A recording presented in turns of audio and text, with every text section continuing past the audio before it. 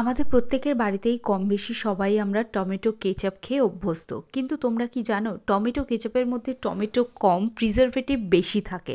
তো সেজন্য আজকে তোমাদেরকে একটা হেলদি এরকম কেচাপ বলা যায় না, একটা চাটনির রেসিপি দেখাবো যেটা তোমরা চপ বা এই ধরনের জিনিসের সাথে সার্ভ করতে পারো।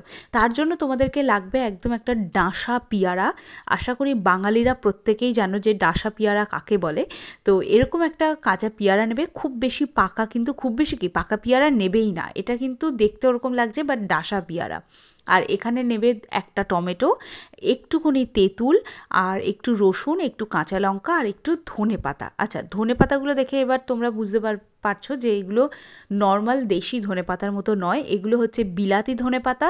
তোমাদের কাছে যদি নর্মাল ধনে পাতা অ্যাভেলেবেল থাকে তাহলে সব থেকে ভালো হয়, তোমরা এটা এর মধ্যে ব্যবহার করতে পারো।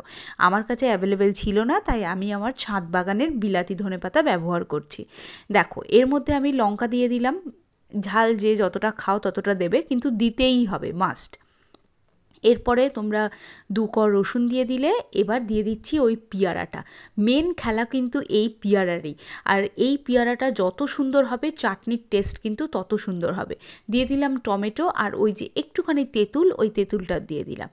অবশ্যই করে যে কটা উপকরণ দেখালাম প্রত্যেকটাই কিন্তু চাটনির মধ্যে দিতে হবে। এই যে রেডি হয়ে গেল, এটাতে জল টল কিচ্ছু দেওয়ার দরকার নেই, একদম এরকম একটা থিকনেস থাকবে আর এরকম সুন্দর চটপাটা একটা রেসিপি তৈরি হয়ে যাবে।